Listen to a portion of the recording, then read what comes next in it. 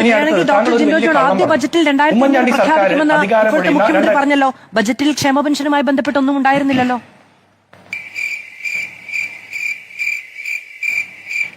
ഏത് ആദ്യ ബഡ്ജറ്റിൽ ആദ്യ ബഡ്ജറ്റിൽ 2500 രൂപ ക്ഷേമ പെൻഷൻ പ്രഖ്യാപിക്കും എന്ന് ഇപ്പോഴത്തെ മുഖ്യമന്ത്രി പറഞ്ഞിട്ടുണ്ട്.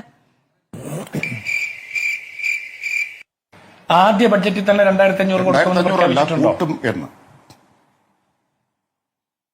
നിങ്ങളുടെ ആദ്യത്തെ ബജറ്റിൽ പ്രഖ്യാപനമുണ്ടാകും എന്ന് പറഞ്ഞിട്ടുണ്ട്.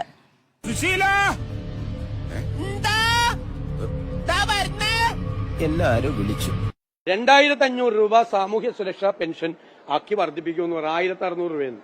ഇലക്ഷൻ പ്രഖ്യാപിക്കാൻ ഒരാഴ്ച മാത്രം ബാക്കിയുള്ളപ്പോ 400 രൂപ കൂട്ടി. അപ്പോ ഇപ്പൊ ഞങ്ങൾ പ്രഖ്യാപിക്കും, തെരഞ്ഞെടുപ്പിന് മുമ്പ് ഞങ്ങൾ പ്രഖ്യാപിക്കും എന്ന് പറഞ്ഞാൽ ഞങ്ങളത് ആദ്യത്തെ ബഡ്ജറ്റിൽ തന്നെ ഞങ്ങൾ നടപ്പാക്കും. ഞാനിപ്പോ കണക്ക് പറയുന്നില്ല, കാരണം ഞങ്ങളത് ചർച്ച ചെയ്തുകൊണ്ടിരിക്കും. ഞങ്ങൾ പ്രഖ്യാപിക്കും UDF ബജറ്റിൽ തന്നെ, ആദ്യത്തെ ബജറ്റിൽ തന്നെ, ആ ഫസ്റ്റ് ബജറ്റിൽ പ്രഖ്യാപിക്കും.